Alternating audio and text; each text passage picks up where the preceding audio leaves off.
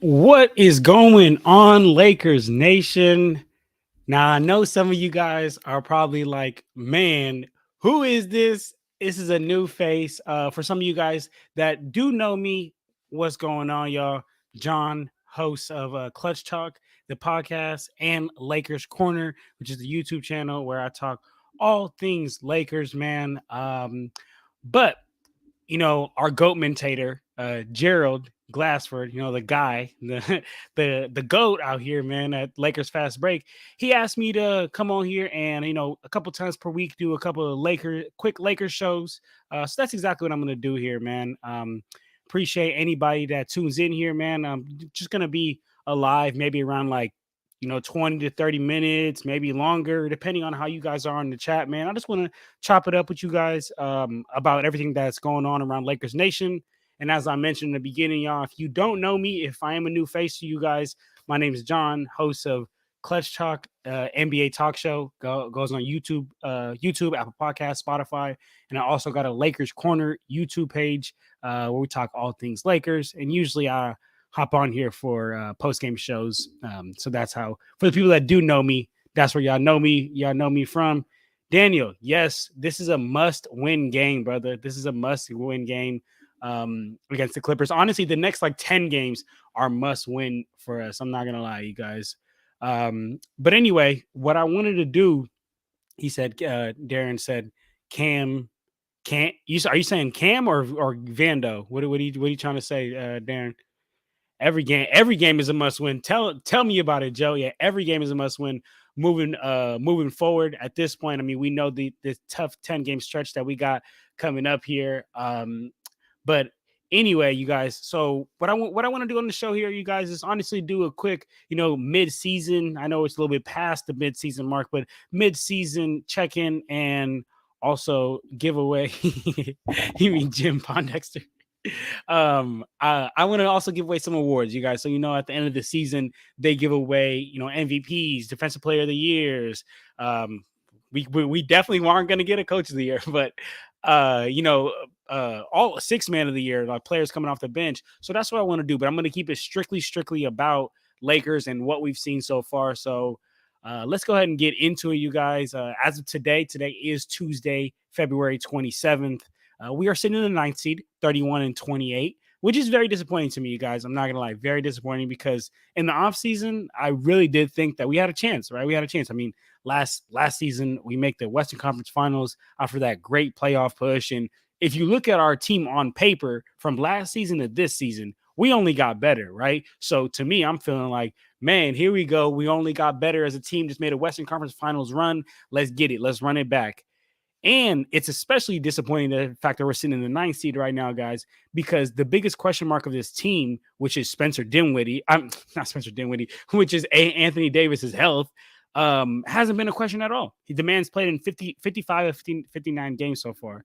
He said, Din for sixth man of the year. Nah, Darren, you gonna just wait. I'm gonna get to the sixth man of the year, but it's definitely not Spencer Dinwiddie. So far he has let me down tremendously, but at least I didn't have too high expectations for him. But I see you're in traffic, Darren, so be careful, my boy. Don't want no collisions happening here. But anyway, guys, yes, like I said, our biggest question mark of Anthony Davis and his health hasn't been a question at all. He's been there 55 of 59 games, but yet we are still here. And I think that there's a lot of blame to be thrown around as to why we're still here at this point.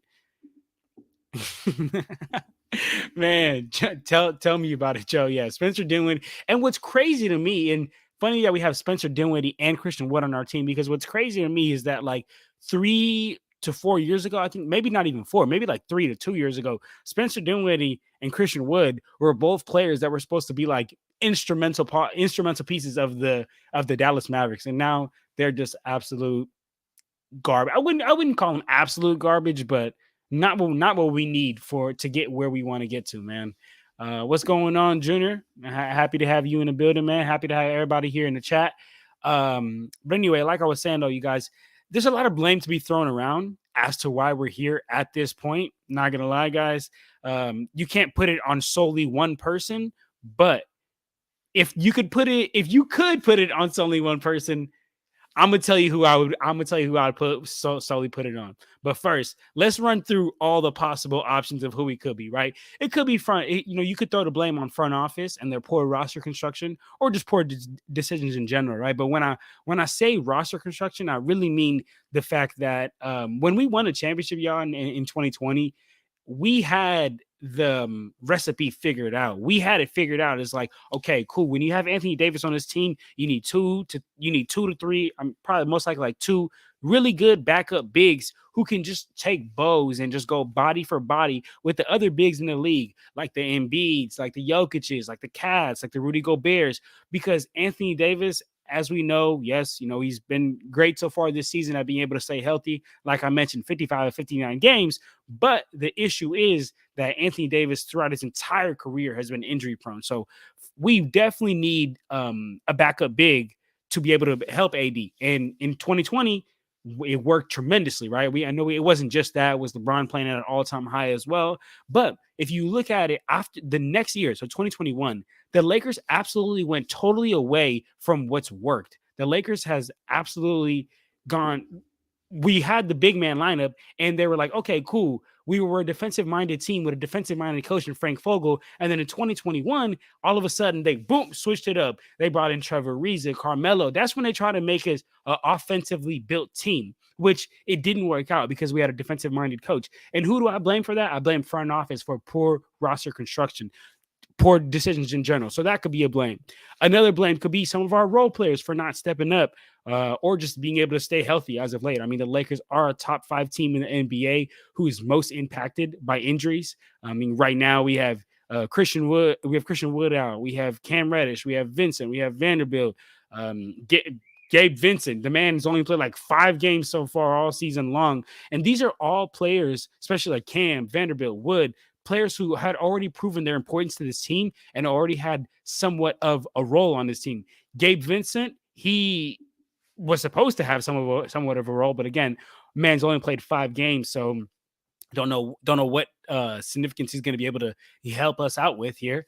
And then another person you can blame, or another blame you could throw could be to LeBron James. LeBron James has been sitting out so many games, and he's just been punting all these games because I understand he's 39 years old. You want to preserve him for the playoffs, but I mean, I'm not gonna lie, you guys. I've watched every single Lakers game this season, and I think there has been probably around like 5 to 7 games that I think LeBron James has like punted because of he's trying to preserve himself, that were winnable games. And the reason why that really sucks, and the reason why that puts us in such a tough situation of like I said, as of today, we're sitting at the 9th seed with these tough 10 games coming up. The reason why, and I would put that some of that blame on LeBron, is because, like I said, can you imagine if 5 or even 4 of those games we won? our standings would be at a whole nother level, you guys. Let me see what's Adam talking about. John, did you know that we're 11? But the thing, Adam, I like that. Adam right here for everybody out there. What Adam said is, he said, John, did you know that we are 11-1 when Torian Prince plays less than 25 minutes? Adam, I wish we could just take this to Darvin Ham and show him, because Darvin Ham, for whatever reason, and we talk about this all the time over here on the Lakers Fast Break. We talk about how Darvin Ham just has some affection or affinity for going for Torian Prince. I got my own theories as to what's going on behind closed doors, but we don't got to get into that right now. But Adam, I hear you. Torian Prince definitely should not be getting those big time minutes like how he was getting. But as long as Darvin Ham's our coach, don't know how long that's going to happen here. But anyway, so like I was saying, guys, so LeBron's punted around like 5 to 7 games just on trying to preserve himself, punted winnable games. And that really puts us in a tough situation because of like how everyone said here throughout the chat. Junior just talked about next 10 games are going to decide, whether we make the playoffs or not, because these next 10 games are literally going to be season defining for us, y'all. This is going to define our seasons, these next 10 games, because, and the unfortunate part is that it's very hard 10 games. We got Clippers, we got Wizards, we got Nuggets, we got Thunder, we got Bucks, we got Kings twice, and then we got Timberwolves, then we got Warriors, then we got 76ers. So I'm not going to lie, you guys, for the rest of the games that we have throughout the season, they're top tier teams, and whether it be the West or the East. So Not gonna lie, you guys, those punting of the games that LeBron James did now starts to hurt us even more. But the biggest reason why I think that we're sitting here at this point that we are now, which is the ninth seed, 31 and 28. You could blame all those things that I said. You could blame front office, you could blame role players and their health, you could blame LeBron James punting games. But the biggest reason, you ready for this, you guys, is it falls on Darvin Ham. It falls on Darvin Ham. It has to fall on Darvin Ham. And here's why. And again, remember, I'm not saying it's solely on Darvin Ham, because where we're at this point is it's more than just one person. It's a wide variety of things. But the biggest blame has to be for Kevin Durant. For Darvin Ham, because you just look up and down the line, y'all. Like, his bad lineups, that's been terrible. His lack of rotations, his lack of his ability to adjust. He doesn't know when to call timeouts at the right time. His lack of ability to take ownership and not make excuses. Like, I'm not gonna lie, you guys. When I seen, and I think this was the 2 games ago, when I seen Darvin Ham make an excuse saying that it was Anthony Davis's ears, or Anthony Davis's his voice, right? His voice hurt or something like that. That was the craziest thing I had ever heard in my life.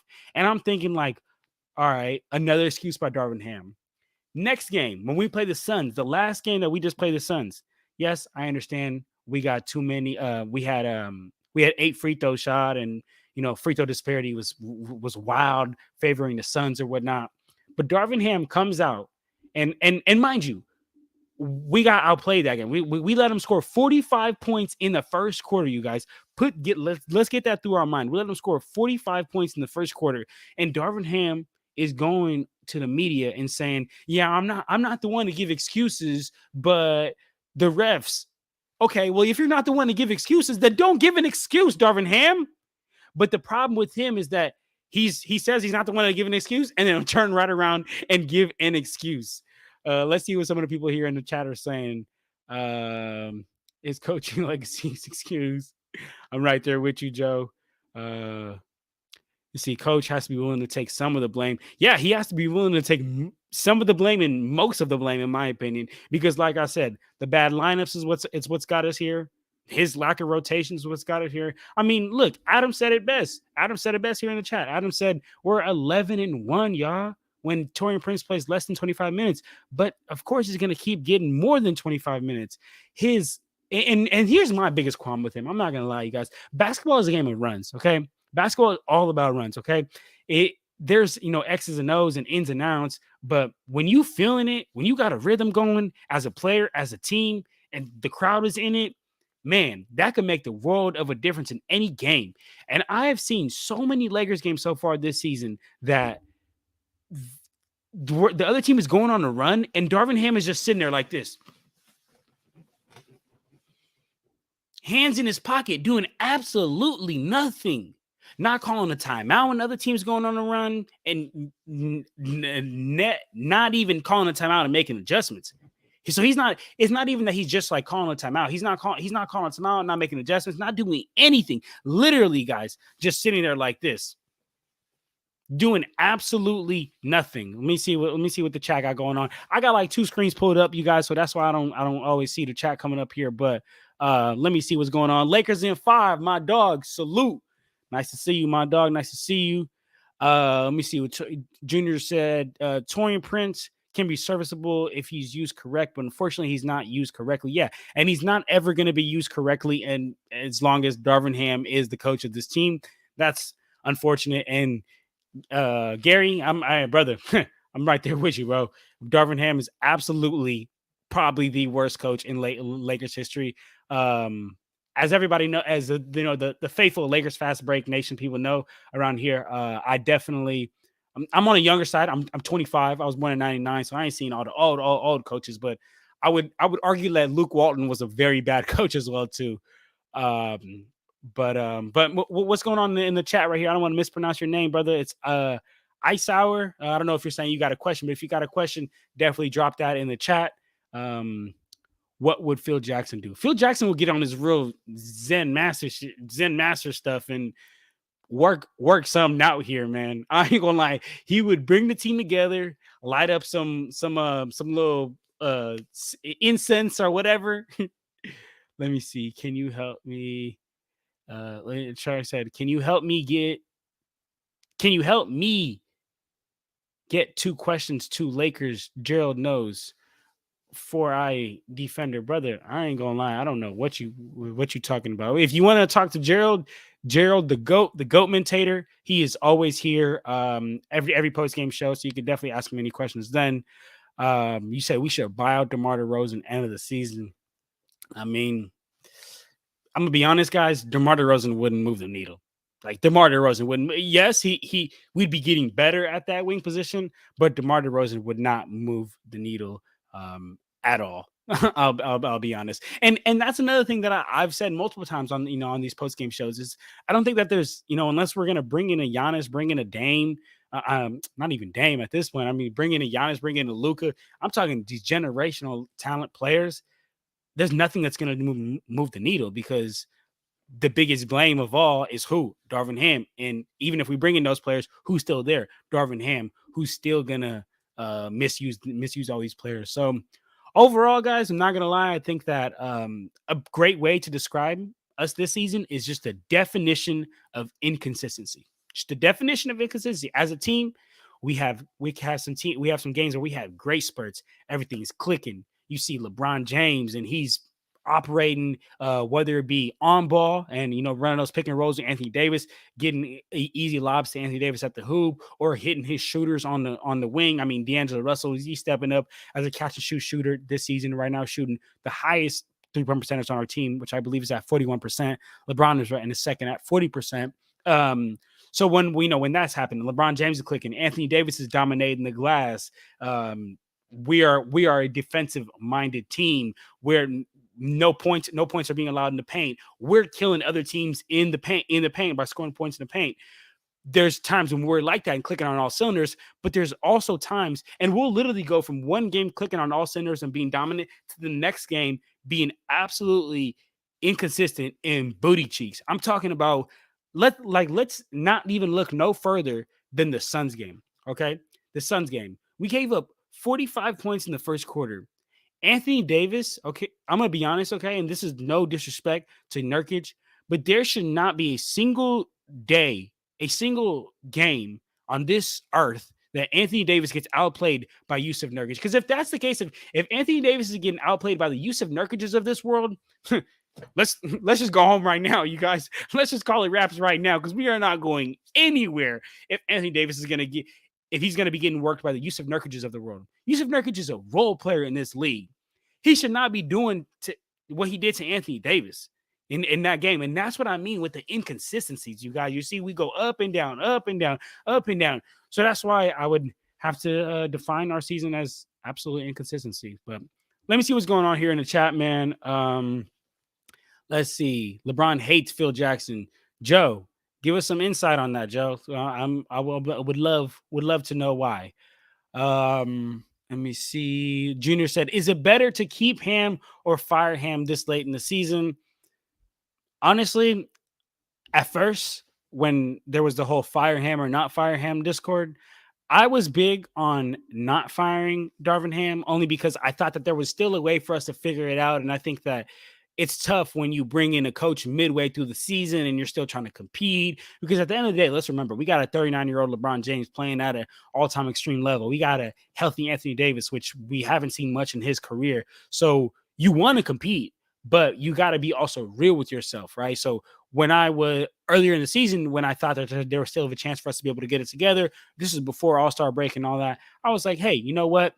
Let's keep Darvin Ham because it's going to be hard to integrate a new coach and have him get his system and his values and his plays and all that, right? So I was like, it's going to be very hard. I think it's actually going to be more detrimental for the team. But at this point, you guys, we're not going anywhere, like besides anywhere that I want to go, okay? Like if someone out there wants to be a play-in team, I don't know why you would want that as a Lakers fan, but I want to raise up number 18. And with that being said, I think it would make it tougher for us to be able to raise up number 18.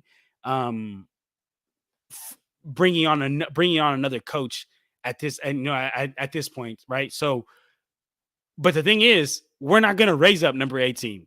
Okay. And I feel like we've said this a lot of times. Stone has said this, Gerald said this, Joe said this. We've all said this. This team is just not a championship contender right now at this point. So to answer your question, Junior, I think we'd be better off letting go of Darvin Ham at this point throughout wherever we're at in the season, bringing on the other coach. Then the other coach can have this season, the whole off season, and next season to be able to, get himself rolling and get the players acclimated to what he likes to do, man. Um, let's see here. Nah, man, they suck at pre-planned playbook. Rob Pelinka failed. Rob Pelinka, man. Rob Pelinka is another problem, man. Rob Pelinka is another problem of this team, man. So one of the biggest, the biggest problem of this team on the court wise is definitely Darvin Ham. Front court wise is definitely Jeannie Buss. Jeannie, sell the damn team. Get rid of the team, Jeannie. You run this thing like a freaking business. You run this thing like a family business. You're not trying to be great. You're not trying to win. Sometimes you got to spend money. Sometimes you got to put your money where your mouth is if you want to be great and you want to win. Jeannie, you're not doing that right now. But Rob and Jeannie probably like be hanging out every other day saying, oh yeah, how could we make this team absolute mess, absolute hot garbage? So yeah, I'm with you. Rob Pelinka failed. Rob Pelinka he'll pull a good move every once in a while and then just go hide and just go do nothing, man. Yes, Joe, I did say booty cheeks, Joe. I'm over here catching up to the comments, man. Yes, Joe, I did say booty. I don't know if we could say the ASS word on here. I'm not trying to get us no strikes on the live, so I said booty cheeks. Let's see what Junior said here. If Monty Williams became available, is it worth moving on from Darvin Ham at this point? Man, I'll tell you what. I agree, Joe. We definitely should have gone after Nick Nurse in the summer, but we absolutely slipped up the ball on that as well. But Junior, to answer your question, if Monty Williams becomes available, is it worth moving on from Darvin Ham? I would say so at this point. I would say so because Darvin Ham just isn't the answer. So and Monty might not be the answer either. But if we know Darvin Ham is not the answer, that we know. We don't know if Monty is the answer or not. Let me see. Well, I need your help, Gerald Neds, to send me and Clutch Kid to ask Lakers certain questions. Brother, I am not following what you are saying right here. But this Clutch Kid, my name is John. but anyway, he said, of course, LeBron took that as a racial. Yeah, agreed, Joe. He said that Gerald. He said that Phil Jackson called out LeBron and his posse, and LeBron takes it as a racial thing. LeBron, I feel like he takes things out of pocket a lot, man. Let's see what's going on here. Let's see, guys. Gotta get some. Chopper, what's going on? Just enjoy the playing tournament.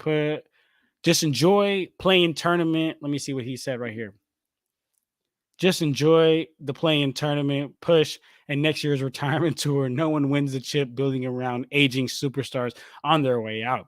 Hey, I feel you, brother. I feel you. It would be very hard for us to win right now at this point. With LeBron James aging like this, with Darvin Ham at the helm of the head coach, with our role players being this inconsistent, with our injuries so far this season. I feel you, brother. It is very hard. I don't know about next year retirement tour though. I don't know if LeBron retires next year. Let's see. You can't fire Darvin Ham until the season's over. I hear you what you're saying, Darren. I'm just talking. I don't think Darvin Ham is going to get fired. Unfortunately, you guys, I don't think that. I think he'll probably still be the coach next year, which is kind of crazy to say. Not gonna lie. Freezy say so. LeBron traded. Okay, let me see. I could live with the 8th seed right now. We would only have to win 1 or 2 games. Yeah, honestly, guys, if we're gonna have to do this through the play-in, we gotta go 7th seed or 8th seed, so we at least get 2 chances. If we're gonna say that there's 9th, 10th seed, it's over for us. Remember, what did I tell you guys about this team? This team is very inconsistent, and we cannot leave our season on the line for 1 game because that's scary right there. Lil Chris Johnson, appreciate you for the super chat, my brother. Lil Chris Johnson 18 said, I would bench Reeves and put Cam or Max in the lineup. Now, I'm not gonna lie, guys. Max Christie has improved a lot. Okay, he's improved a lot, but I don't think he's yet an NBA caliber player. I don't think he should be out there, to be honest, especially in the starting lineups. Now he has, spurts where he shows that potential and his greatness, but I think you gotta for us to be able to run this on a starting lineup, we're gonna need a little bit more consistency, from that. And the reason why we don't bench Reeves is because we probably need more of a scoring punch. Cam Reddish is almost a net negative on the offensive end. Great defensive player though. And if we put Cam out there, I think our offense would dwindle down even more than it's already dwindled down here. All flaps would have been okay. last year's playing tournament push was fun as heck. You like last year's playing tournament? Yeah. I mean, you mean this year's, or because this year was the first year that we had a playing push? Joe. Joe, this is why we love you, brother. This is why we love you. I love it. Are you gonna give LeBron 60 million? He said he won 60 million according to the reports. Now, I'm not gonna lie, guys. If LeBron won 60 million, I'm gonna be like, yo, Bron, then you don't want to compete to win a championship anymore. If that's the case, you just want to ride out your retirement tour here. But I don't think you want to do that. And I don't know. So I mean, he's 39. Would you, or should anyone give a 39-year-old $60 million according to the reports? But I gotta see what report said that. Let's see. I believe in the team. Let's see what Charlie said. I believe in the team. Dangerous defensive new guys.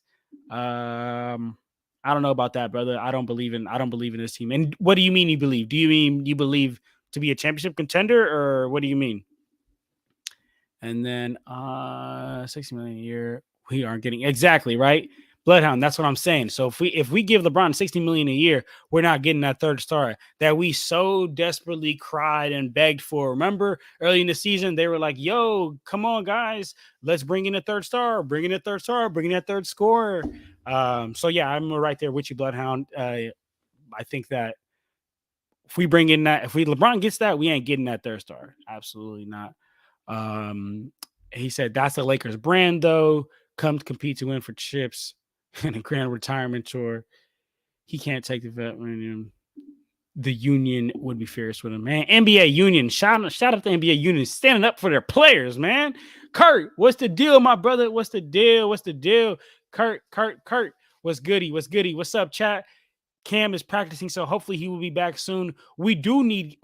I mean, I'm not gonna say we need Cam, but it would really help us to have Cam back, guys. Because if we get Cam back, that kind of is gonna help us on our perimeter defense. And I mean, I talked about how Cam is almost absolute net negative on the offensive end, but defensively, I love him as a point of attack defender. I love him picking up the ball. I love him making it hard for other players. Like, I think back to that that play-in tournament, right? When we play the Pacers, coming in to the game against us and the Pacers had played the Celtics and the Bucks, two teams that are much better than us, widely better than us.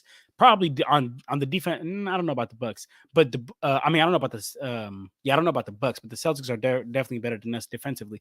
But I say that to say that with those two games, Tyrese Halliburton had, I believe, like one turnover in those two games, which is insane. Like, his assist turnover ratio is out of this world. Shout out Tyrese Halliburton. But what is funny to me is the game they played the Lakers, he already had like 3 turnovers by the first half, because you know why? Cam Reddish and Jared Vanderbilt making it hard for him. So I do think that it would be great to get Cam and Vanderbilt back, because they're going to help us. They're going to help us with our they're going to help us with our perimeter defense. They're stopping all these elite guards that we're playing on a night-to-night basis.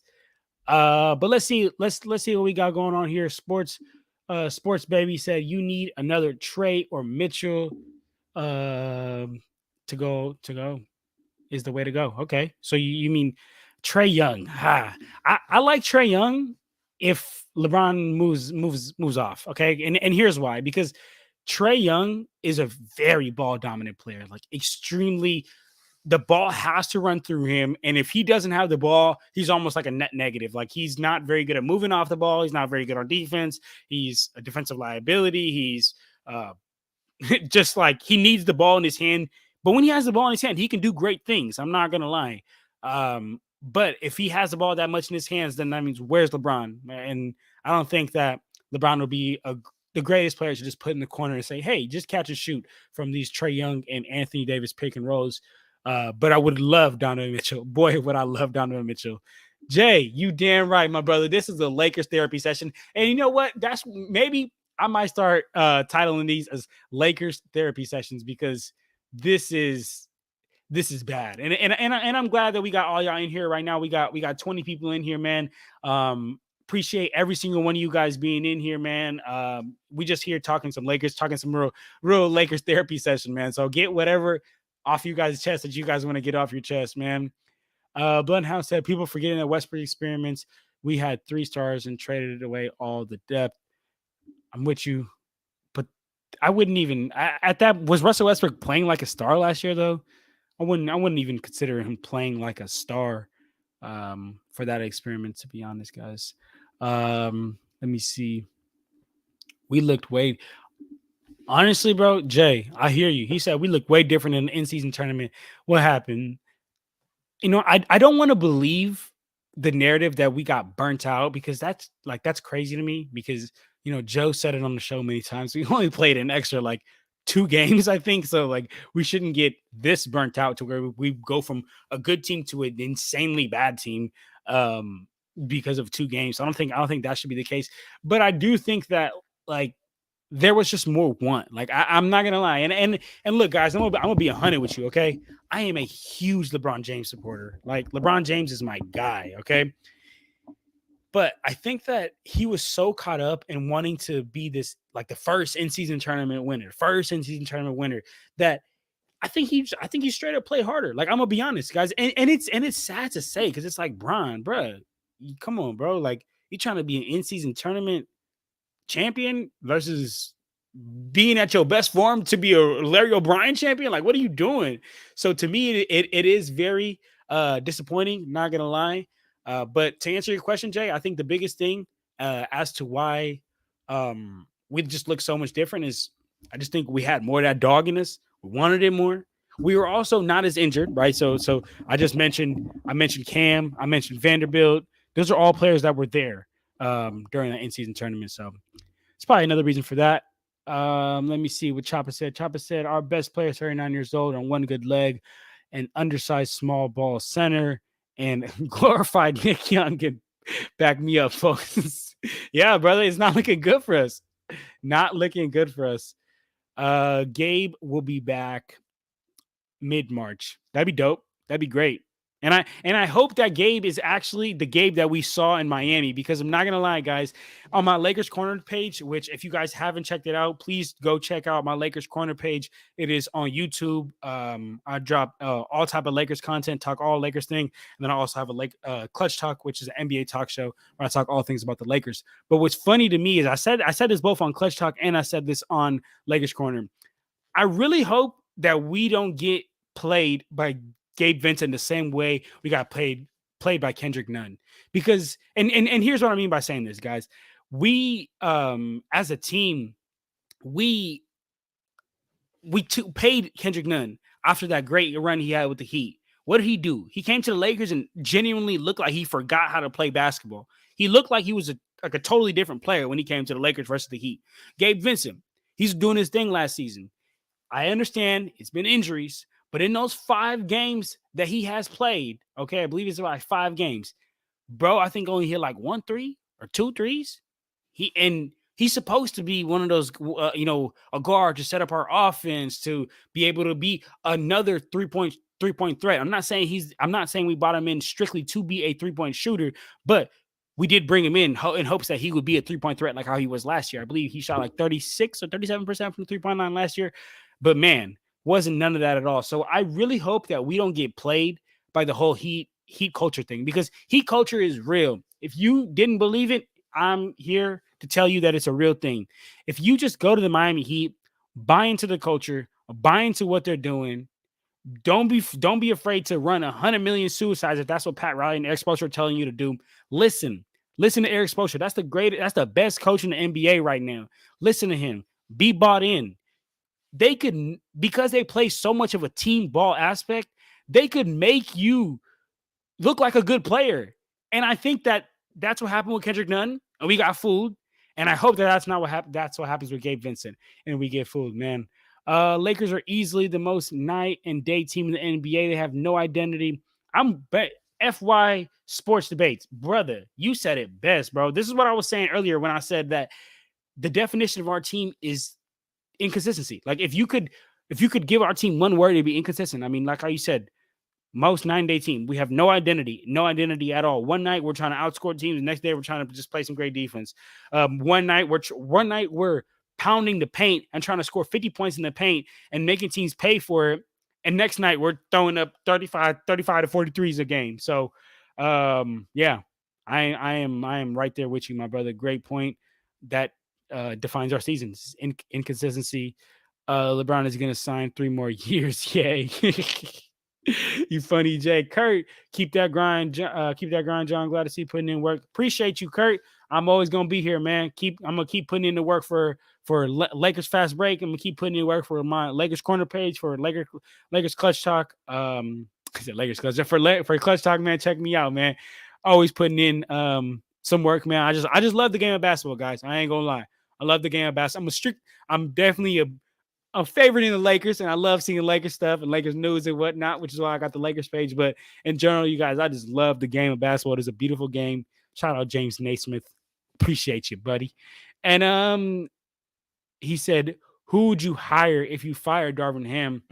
We would have to see. I'd have to see the list of coaches out there. I've been stated on the record saying multiple times that I actually still do believe in Mark Jackson. I think that there's a lot going on behind closed doors with Mark Jackson in the NBA, and they're kind of like not banning him, but like blackmailing him, kind of trying to keep him out of the league. But yeah, I would have to see who's out there. But first answer would definitely be Mark Jackson. I think he's a great coach and built that Warriors foundation. Let's see what Bloodhound said. Westbrook was making $48 million and was a poor fit with that cap tied with 3 other sides. Yeah, it's hard.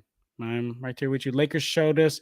Let's see. Hey, I'm gonna just go through this chat here, man. Whatever y'all want to say in the chat, man, we go through. We could just chop it up back and forth. Sports Baby said Lakers showed us that they can play defense in the in-season tournament. They should be able to replicate that. Yes, I agree, Sports Baby. But for anyone that like really hoops out there, y'all know that defense got nothing to do with skill. Defense has got to do with how much dog do you have in you. Do you have that dog in you? Do you have the ability to want it more than the person in front of you? And in the in-season tournament, I think we wanted it more than the person in front of us. And I don't think that that's the case at this point. Let's see here. Let's see. I like you regardless. I like you regardless of that, John. Appreciate you, yeah, my brother. Let's see here. Let's see what we got. Problem with LeBron is that he tries to protect his legacy instead of building one. Case in point, ducking the dunk competition. Now, I agree. I do think that LeBron James tries to protect his legacy a lot, but that's because he does have a lot on the line. But I think that at times you gotta choose up. You gotta decide like what's more important: is protecting my legacy or is really continuing to just make a name for myself. But yeah, let me see what Darren said. He's afraid of losing instead of winning at all. Wow, what a great way to put it, Darren. That is great. LeBron James is extremely afraid of losing. He always just wants to, yeah, like how Bloodhound Darren just said, he wants to protect his legacy, wants to protect his name. I kind of think back to in the 2020. You remember when we won the championship, y'all?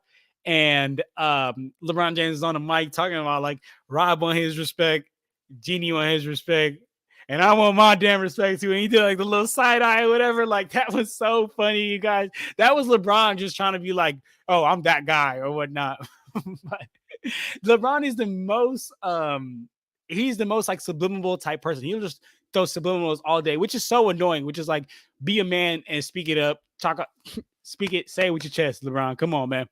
Kurt, appreciate you, my brother. Yes, check me out. Check out Lakers Corner. Check me out, y'all. Go subscribe. Always dropping all type of Lakers content, and also check out my Clutch Talk page, also on YouTube, Apple Podcast, Spotify. He said, Rudy, the Lakers should sign me. I could shoot threes. Okay. You got a mixtape? You got a mixtape. And then Darvin Ham's the coach. You might get some playing time. Respectfully. Let's see what Joe said. Joe's always got some great things to say here. Lakers do not know how to analyze an up and coming coach. No one available who is a name is appealing. They need a guy who can connect and execute an image with this talent. Okay. I like that, Joe. I like that. So wait, so you're saying, and I need to catch up here in the chat. So you're saying that there's nobody available out there that's appealing, or what are you saying here? I don't want to misconstrue you here, Joe. Let me know. All right, let's see. You have mentality strong when you play with LeBron. Sometimes players get caught up when playing with LeBron because of his greatness. That is why some players don't play at their level when coming to LA. Yes, I'll give you that. You know, when you play with LeBron James, it's tough because LeBron James is so ball dominant, and like it's so ball dominant to a success though. Like all-time leading scorer in NBA history. Like you can't come on the team and say, "Yo, LeBron, give it up." Like that's not going to work, right? So you have to understand how to play with LeBron and just great players. But I wouldn't even blame LeBron for players not succeeding in LA. I would blame media. I'd blame the Lakers as a whole. I mean, yeah, every single game is freaking a show. Every game is a damn show. Like, and the lights are bright. The lights are just simply too bright for some players.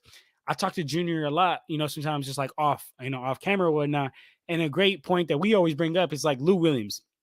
Lou Williams was a freaking bucket, y'all. I'm going to keep this comment up because this is what I'm talking about. Lou Williams was a freaking bucket back in the day, y'all. And he was a bucket literally every year prior to the Lakers, was not a bucket on the Lakers, and then became another bucket drive for the Lakers. And I'm just like, yo, what's going on? And me and Junior done talked about this a lot. It's the bright lights. It's the bright lights, y'all. Sometimes the bright lights are too bright for some players. They can't have hella national televised games. They can't handle all this attention. Maybe an interview after every game, different media outlets in your face in your locker room. They can't handle that. I think LA sometimes is too much for people, man. Terry Stotts. Sorry if that was really loud. I try to clap over here. Sorry if that's loud for you guys. Terry Stotts. I like Terry Stotts. I like that. I don't know how to pronounce your name. Akeem. I'm sorry if I mispronounced it, brother. But yeah, I like Terry Stotts a lot.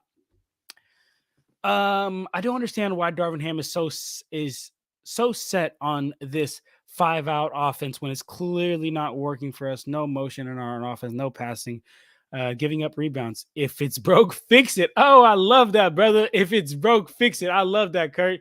Usually they say if it ain't broke, don't fix it. But Kurt said if it's broke, fix it. The problem with Darvin Ham is the fact that I don't think he knows how to fix it, right? And Kurt, I agree with you. We have no motion on our offense. We have no offense at all, to be honest. Go watch the Lakers game. You'll see that if it's LeBron and Anthony Davis out there, you know what it is? It's LeBron James and Anthony Davis pick and roll, and then let's just get a mismatch from there, and then let's just attack. Like, that's what it is.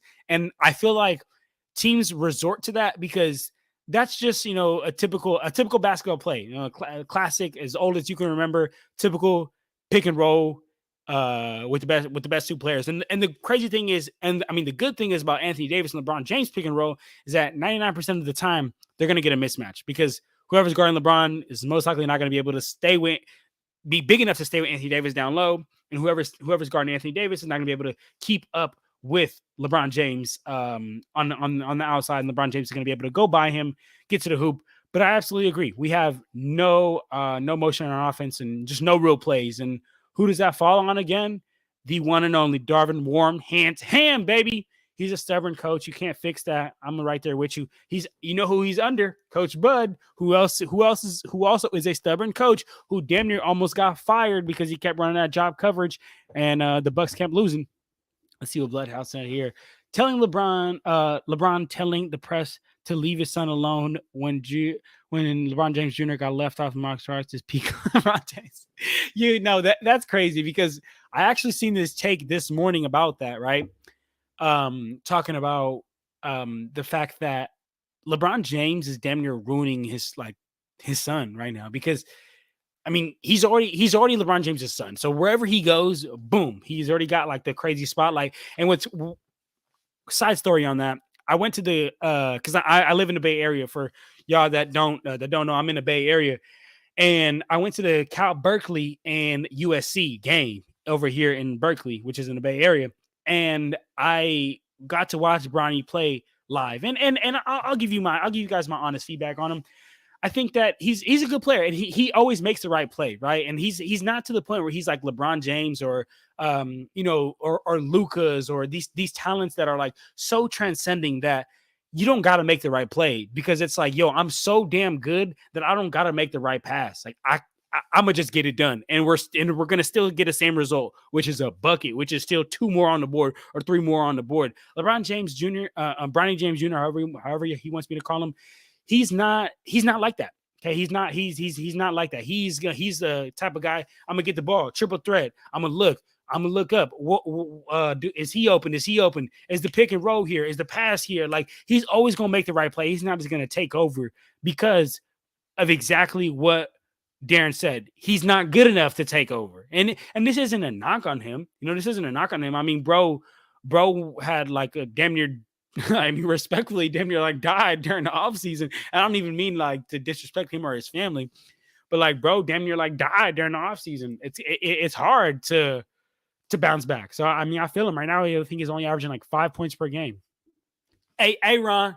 Hey, Ron. Yes, sir. Darren said Mark is very religious, and that's okay, but you're not supposed to. Okay. Yep. Yeah, I mean, I've heard that too. I've heard that he always makes his players pray, and not all players are with that. But yeah, Bloodhound, exactly. Yeah, Bronny almost died. It's a crazy way to say it though. But I mean, prayers out to the James family. I'm not laughing at the fact that he almost died. I think it's just crazy to say.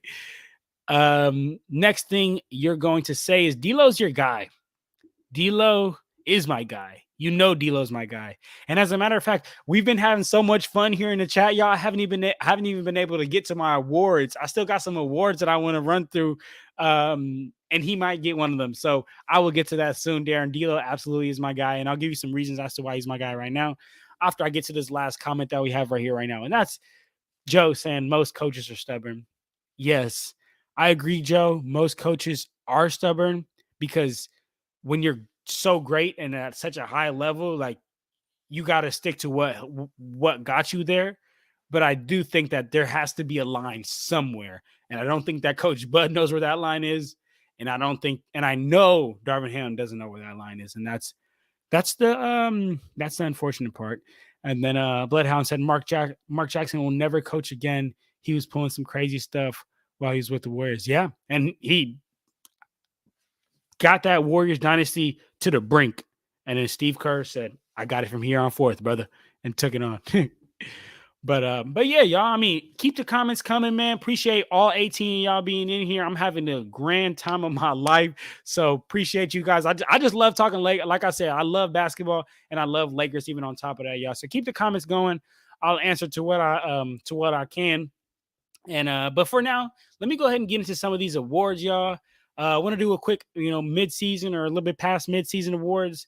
We're going to get into Defensive Player of the Year, Most Improved, Sixth Man of the Year, and then the infamous MVP. Y'all let me know in the chat who y'all got for some of these. But let's go ahead and get cracking here. We're going to start with, I'm going to do MVP last. So y'all got to stay for that. So I'm going to start with Defensive Player of the Year. All right. Defensive Player of the Year, the guy who should win it in the entire NBA and will win it for just the Lakers award ceremony here. Do I got to say anything? None other than the brow, Anthony Davis, which is kind of crazy that like that's his whole personality. It's just like having a unibrow, and it's been like that since his college days. Do you remember a couple years ago when Anthony Davis did that April Fool's prank where he's like shaved his unibrow? That was crazy. I ain't gonna lie. I actually fell for that. I was like, no way. Because I mean, who wouldn't want to shave their unibrow? I ain't gonna lie. But yeah, do I gotta say anything about Anthony Davis being our defensive player of the year? Top of the league in defensive rating, top 5 in the league for blocks per game. If he's not blocking it, he's altering it. He has the ability to not only play against bigs down low and go body for body down there, but he also has the ability to switch onto guards in the perimeter and stay with them. It's not a Rudy Gobert situation where it's island, ISO, watch out, because I'm blowing by him. Then y'all gonna have to help. That's not the case. That's not the case. He can handle himself just fine in the perimeter. He can handle himself just fine on guards island. And like I said, y'all, top 5 in defensive rating, top 5 in blocks, and like biggest thing. And me and Jenna talk about this all the time. Even if he doesn't block it, he's altering it. He's just so damn big and long, pause, that he alters damn near every single shot, yo. So yeah, I think that there's absolutely no question. Let's see real quick here what the chat is saying. D'Lo is great.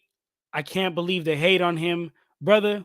Sports baby, go check out my Lakers corner page, because I have a video on there that when D'Angelo Russell was getting all this hate in the world and he was getting his name just dragged through the mud and every single freaking trade rumor that you could possibly think of, I made a video on him saying why we still need to keep him and why he's so important to us. I'm glad you see what I'm talking about. Go check out that video. Let me know if you feel what I'm saying. Defensive player of the year, Jay, you know it, baby. You know it, baby. John, when is Lakers Corner? Do a plug. Honestly, guys, I haven't yet incorporated like lives into the Lakers Corner because I have so much fun coming on lives over here and being in this community with you guys. I just mainly do videos. Like I do like film breakdowns. Like I just mentioned, I did a film breakdown on D'Angelo Russell and why he's so important to us. Y'all can go check that out. I did like, our trade targets prior to the trade deadline. I always do after every single game, a game recap. And I usually do that after I hop in the post game show here, but let me know. I mean, would you guys go check out some lives? If I did some lives on Lakers Corner, like you guys let me know. Like if I started doing some more lives on Lakers Corner, would y'all come check me out? Would y'all come hop on there with me? We could do the same thing we doing here. Just, chop it up. Let me know. Cause if that's something you guys would be down for, I'm down for as well. We could get something set up. Let me see if the Timberwolves come first. I think Rudy will win, man. Bloodhound, appreciate you, my brother. Appreciate you. I will definitely get something set up. And you guys, man, I appreciate you, brother. Appreciate you. I appreciate that, brother. And we still got our awards to get to, man. We still got our awards to get to. But he supports baby said, I think if the Timberwolves come first, I think Rudy will win it. Man, I'm tired of Rudy winning this sports baby, because every single year he wins it, and then every single year he gets exposed as the biggest defensive liability in the playoffs. I know that this award is about the regular season, but it's like, come on. At what point are we going to stop believing in this nonsense, man? All right, y'all. Let's get to the next award. Most improved player so far this season. It's got to be D'Angelo Russell. I talked about it. I said, sports baby, I told you I was going to talk about D'Angelo Russell. And here we are talking about D'Angelo Russell, which right here, let me show some love, y'all. You see this jersey right here? Boom. That right there, y'all, was from D'Angelo Russell's rookie season with the Lakers. That's how you know I've been a big supporter of my dog D'Lo for a long time, right? And there's a lot of reasons why I'm a big supporter of him. His playmaking ability, his three-point shooting, his ability to be on the ball and allow LeBron James to run the lane. There's a lot of reasons why I like him. Again, want to do a quick plug for my Lakers Corner. Go check out my D'Angelo Russell video. Dropped a video talking about his importance to this team. But right now, let's focus on the task at hand, which is most improved player. Going to D'Angelo Russell. He went from getting his name dragged through the mud. Every single trade rumor you could think of, he was in it. Everybody said, trade D'Lo. I'm tired of D'Lo. And now he went from that to be a consistent third scorer for us. Right now, averaging 17 points per game on 46% from the field and 41% from the three-point line. His last 7 games, check this out, 20 points per game, 20 points, 22, 18, 21, 30, 28, 11. But that 11 point game, he had 17 assists. So it all averages out. In all these games, he had like 6+ assists. So that playmaking ability has been there. And I won't even sit here and say that he improved in his playmaking ability because it's already been there. It's probably one of his best skill sets to set, especially on this team. Because, like I mentioned, his playmaking ability allows LeBron James to not have to be on the ball. It allows LeBron James to be able to run the lanes. It allows Anthony Davis to get easy buckets.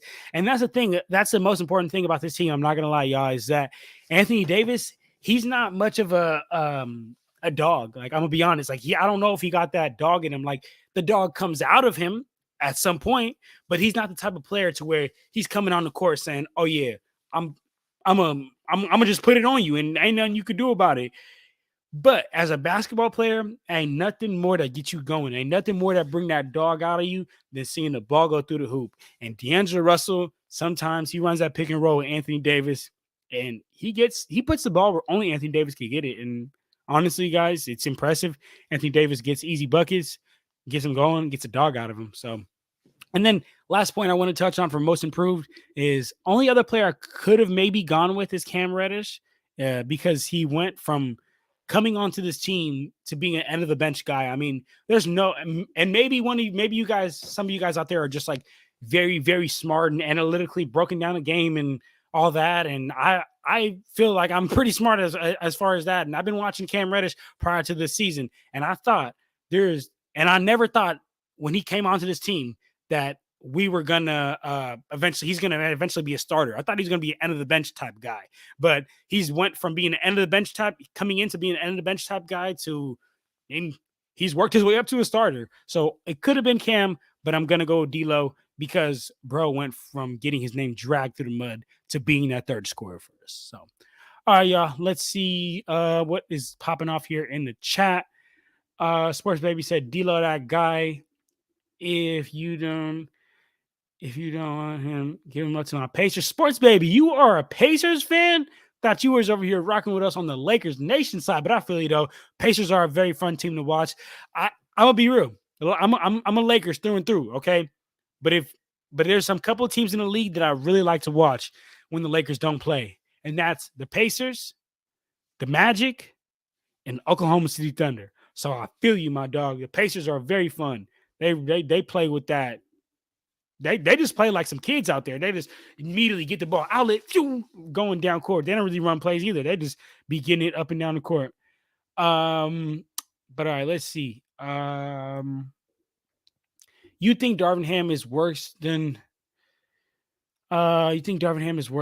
Luke Walton, Brian Scott, and weird Mike Brown?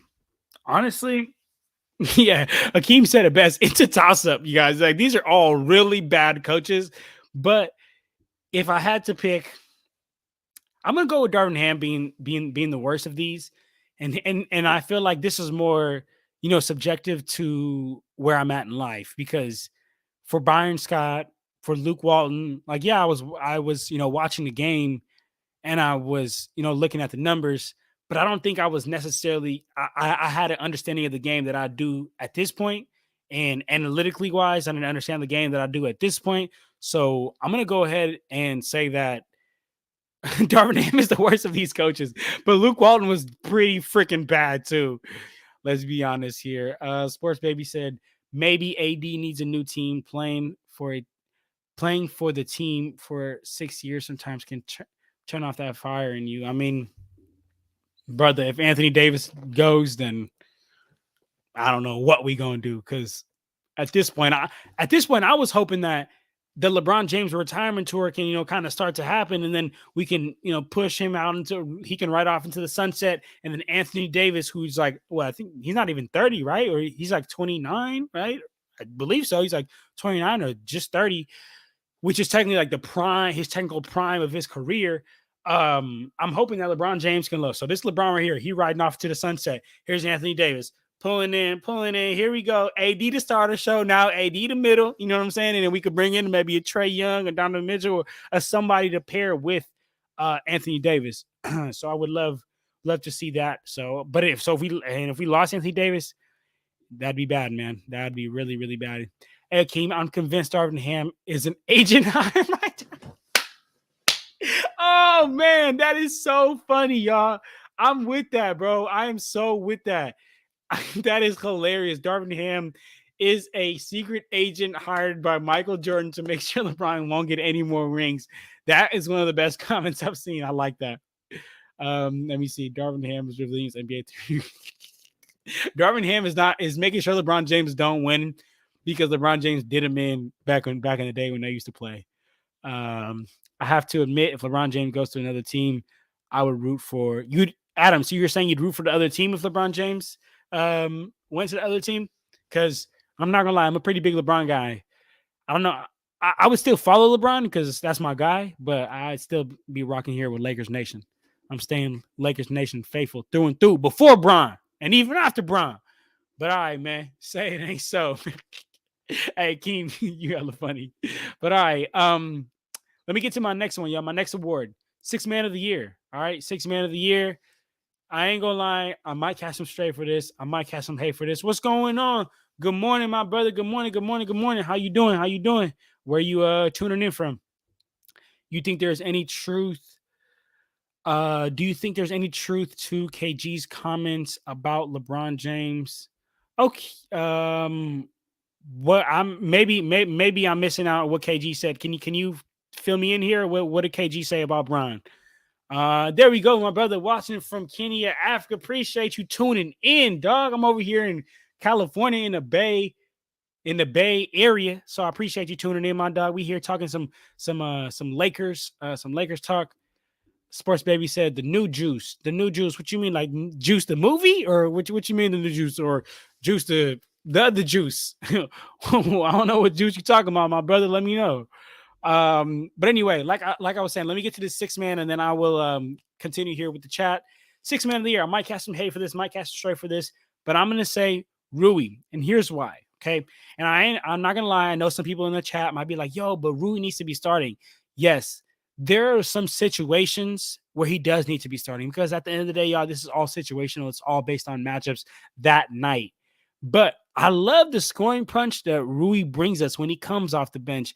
Right now, he's averaging 12 points per game, 4 rebounds, shooting 61% true shooting percentage. And I'm not going to lie, you guys, his scoring punch, his off the bench burst that he gave us is what helped us be so successful last year and make that Western Conference Finals run.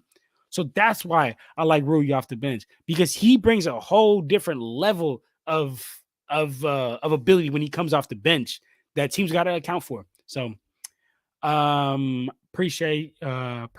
Let me see. Oh, the roids. Yeah, I mean, I'm gonna be honest, sports baby. I'm gonna be 100% honest. It's kind of hard to believe that bro's not on roids. Okay, like it's kind of hard to believe that he's not on roids. Like there's no way he not like, or maybe not roids, but some type of like additive or supplemental little thing to help him keep him going, bro. There's just no way he not. He's 30 freaking 9, y'all. He's 39 doing this. So right there with you. Okay. Hey Akeem, he said, what is my preferred starting lineup? Great question. I like that. Okay. My preferred starting lineup. And again, I want to state this, but before I even answer this question, I want to say this. There, I'm not in the belief that there should be one starting lineup every single time because where the league is at this point, you guys, like it's all situational. It's all based on matchups. It's all who is the weak link on that on the team that we're facing against, right? So it's like if we're going up against a bigger team, I'd want to have bigger players out there. If we're going against a team that maybe isn't as big, then I'd be okay with running more of a deeper guard set. So that's why I don't like saying like, all right, here's my one starting lineup and I'm gonna live and die by this. But for the sake of the question, I will answer this absolutely, my brother, because any question that comes on here, your boy gonna give his best attempt at answering it. For the sake of the question, here's what I got. Okay, I'm gonna start D'Angelo Russell because I need a true playmaking point guard. Okay, and then after starting D'Angelo Russell, I'm gonna go ahead and start Austin Reeves as well. Okay, at the 2 because we need a score. We need some scoring punch. So yeah, we're gonna start Austin Reeves at the 2. We're gonna run with Bron at the 3, Rui at the 4, and Anthony Davis at the 5. But real quick, let me interject real quick before I get into all the chats. I think that depending on the team you're playing, we can swap out Austin Reeves and Cam Reddish, because Cam Reddish, and here's what I'm saying. It's all about the matchups that we got on that game.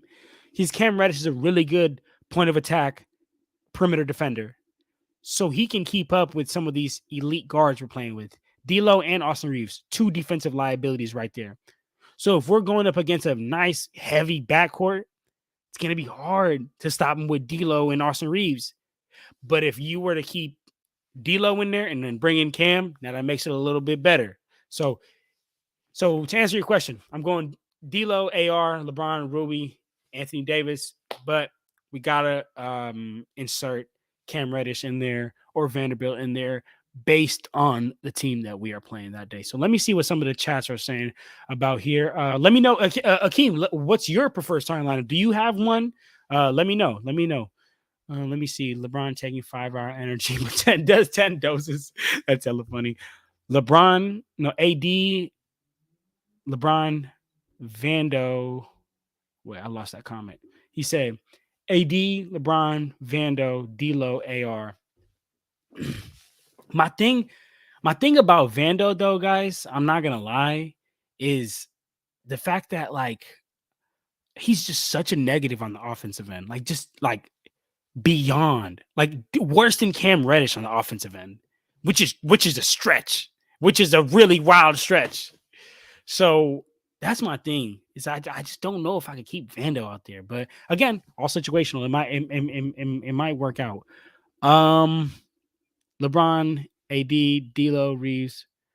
He said LeBron, AD, D'Lo, Reeves, Rui. Yeah, I'm right there with you, sports baby.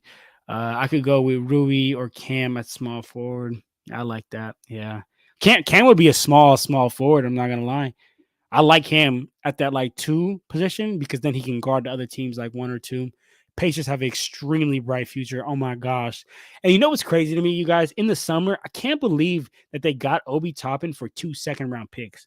Like I know Sports Baby was lit when he seen that. Sports Baby was probably jumping up and down when he seen the fact that the Pacers got Obi Toppin for 2 second-round picks. And mind you, like 2 years prior to that, he was like the Knicks like 8th pick. Let me get a drink of water real quick, y'all.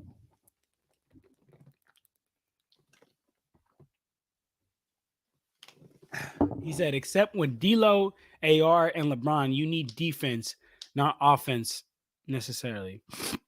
Okay. What are you getting at, my brother? Let me know. Let me know what you're getting at here. I'm trying to keep up with all the chats here. Even though I'm a Pacers fan, I come on Lakers fast break because you guys are the only ones that actually interact with everyone. And hey, brother, I appreciate you, brother. Yeah, you know what? Come for the questions. Stay for the love, brother. We appreciate you being here. Stay. You know what I'm saying? Check me out. Check out all my channels. Definitely always support Lakers Fast Break. Let's see. Trill said small ball is going to be the end of us. Agreed. Can I maybe loop this around to the beginning of this live stream where I said poor roster construction? Why are we going small when we saw that going big is what works?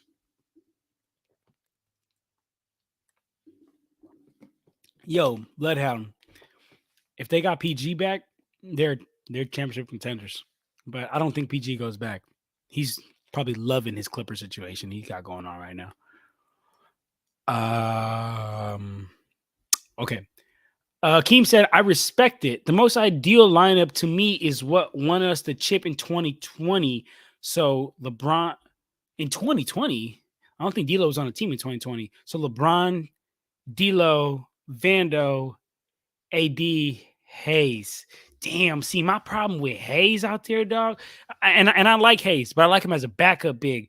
My problem with Hayes is that he's just so scrawny and like I'm trying to remember who it was. It was a couple of games ago, but it was like some role player in his league was just bullying the life out of Hayes. He couldn't do nothing. And I hear you, Akeem, because the 2020 championship is what is the recipe we found that works.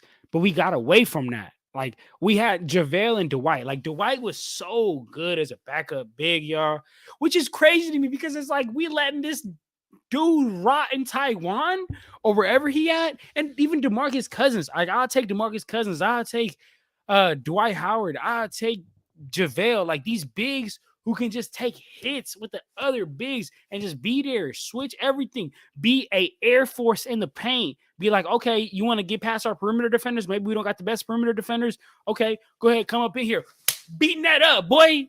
That's what I'm saying. But I feel you, Akeem.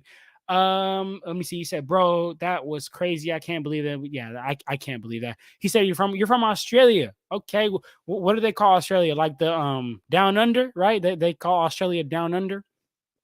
My boy Sports Baby from the down under, man. Okay. Darvin Ham figures it out.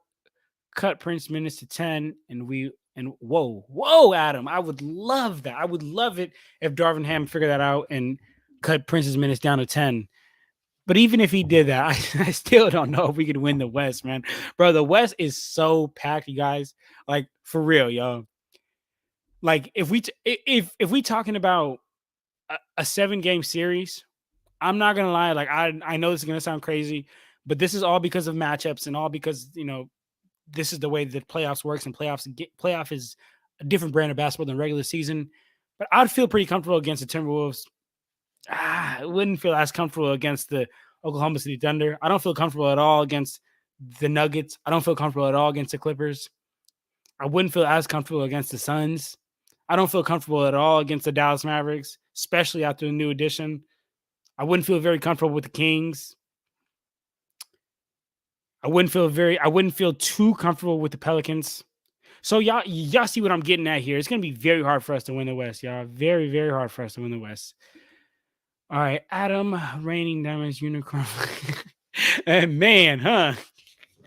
That boy Trill said it better than I could. I was over here running through a list of teams, and Trill said Raining Diamonds and Unicorns flying through the sky before that happens. Oh man, Sunday. Hey, what's the deal, my dog? How you doing? Happy to have you here with us, dog. It was a good day to dream. Adam, I like you, man. Adam, you're hella funny. Trill said, that's why I want Rob Pelinka fired for trade Russ. The way he handled the young players, like letting Julius Zubac Lopez go for nothing, plus his plans in the offseason sound terrible. Now, correct me if I'm wrong, but was Julius Randle not a part of the AD deal? I think he wasn't he? I don't know. And correct me if I'm wrong. I mean, I'm a dad, so it's a lot of things going on in my brain. It's already a couple years ago. And if he was a part of that trade, then I will add this. No, he wasn't. Okay. All right. So I take that back. All right. Sounds good. If he wasn't, then agreed. He should not have let that walk. But all the young players that he let walk for Anthony Davis, honestly, guys, yes, they were all a lot of great talents, and they all went to their respective teams and balled out. But I don't think that we should regret it because we got a championship out of it. So we can't. I don't think we should regret that, guys. So let me see this comment right here. Lakers need to get that 7 or 8 because they come. Yeah, exactly, Sports Baby. We can only have. Definitely got to get 7 or 8 so we can get 2 playing spots. And then here's my last award, y'all. And this is the last thing I'll end it off here with you guys because my zipper's starting to come up. Y'all see this, man? My zipper broken, starting to come up and crazy. But anyway, here's my last award, y'all, and that's MVP. And I'm not gonna lie, I need your guys' help from this. Okay, so chat, let me know in the chat like who y'all got for this. It's MVP, and I'm torn between 2 players. Probably not that big of a guess who it is. I'm torn between LeBron James and Anthony Davis. And I'm going to give my reasoning for LeBron. I'm going to give my reasoning for Anthony Davis. And I'm going to give who I got at the end. And you let me know in the chat if I'm wrong or not. Okay. For LeBron James. Okay. He's leading the team. He's leading our team in scoring, 25 points per game. Leading our team in assists with 8 assists per game. Leading our team in steals with 1.3 steals per game. And he's very important to us because why? Because LeBron James is so damn good that he can just go get a bucket really whenever he wants, whether he's on the ball and can go get a bucket, himself, like with pick and roll Anthony Davis, or whether he's on the ball, pick and roll Anthony Davis, and he's hitting his shooters in the corner. We know how great he do that. Like I think too, that pass he makes to D'Lo, and D'Lo didn't even bring it down. D'Lo just caught cash. Like that was so nice. But that was all set up from what? A LeBron James and Anthony Davis pick and roll, and then LeBron James looking, boom, makes the right pass to the corner, and our shooters knock it down. So he's important to us because of his ability to not only score literally whenever he wants on the ball, also be able to play make on the ball. Also, he's extremely important to us because of his ability to score whenever he wants off ball. I talked about D'Angelo Russell always setting him up. I talked about D'Angelo Russell being able to find LeBron James when he's running downhill. He can still score like that. And he's extremely important to us because I'm not going to lie, guys, I'm sure that there's been times where LeBron James has had to step in and be a better coach than Darvin Ham. And I mean, as of right now, if y'all win his splits, 25 points per game, 8 assists, 6 rebounds, 52% from the field, 40% from the three-point line, 73% from the free throw line. Now, Anthony Davis leads our team in rebounds, 12 rebounds per game, leads our team in blocks, 2.4 blocks per game. He's anchored to our defense, and his splits are 24 points per game, 12 rebounds, 2.4 blocks, 4 assists, 55% from the field, 29% from the three-point line, 81% from the free throw line. Here's my MVP. Is Anthony Davis. And here's why. I think that he might not be leading us in as many categories as LeBron James is, but I think he's more important to us because he not only gives us such a great offensive spurt and makes us be on a whole nother level offensively, but defensively, he's the anchor of this defense. Without Anthony Davis, we would be a dramatically worse team. And yes, without LeBron James, we'd be a dramatically worse team as well. But LeBron James has already missed a good amount of games. And some of them, could have won. Some of them lost or whatnot. But Anthony Davis, he anchors our defense and is so important to our offense. So that's why he is my MVP. So y'all let me know. Trill talking about league MVPs. All right, Joker, Giannis. I like that. I don't want to get into it, but Joel Embiid got robbed. Shea, I love the Shea love. Oh my goodness, guys. I did a video on my page talking about Shea and just how damn great he is. I love Shea. I love Shea, y'all. Lakers MVP is AA. Exactly. I'm happy he was on the same page with me, Trill. Let me see what Trill said here. AD is our best player, most important player, our only reliable defender because of injuries, our only reliable rebounder, and our second best scorer. Yeah. I love that. I love that, Trill. I was actually going to ask you guys a question of like, is the MVP always the most important? Because I would say that, like, was it last year or the year before last? Like, LeBron James was probably the most important player on the team, but Anthony Davis was still probably the MVP of the team. So yeah. And Sunday, he agrees. He agrees with Trill here, talking about the comments of Anthony Davis being our most important, most reliable, and our second best scorer and our best rebounder. Let me see here. No doubt, it's the records that play a huge factor into that. Yeah, man, y'all. Keen, we are sitting in the 9th seed, man. We are sitting in the 9th seed. Joe, never like your enemies. Know your enemies' move. Love your enemies, Joe. Don't just like them, love them, because you need to know their next move. Man, all right, y'all. Well, I think this is a good place for us to go ahead and wrap it up. I'll give y'all a good hour and 20 minutes of strictly Lakers talk, man. I hope you guys enjoyed it. I'm gonna go ahead and keep doing these. I don't know how many times per week, maybe like 2-3 times per week. You guys let me know in the chat. Like, would y'all want to see me do this, 2 times per week, 3 times per week? Like, y'all let me know. I'm gonna start getting these cracking up more.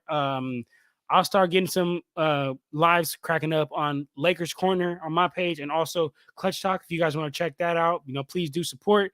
But as always, I appreciate you guys. Definitely subscribe to Lakers Fast Break. They doing a great job at just producing and just always dropping great Lakers content. Hope you guys enjoyed this show, man. For now, I'm out of here. But until next time, y'all. Peace.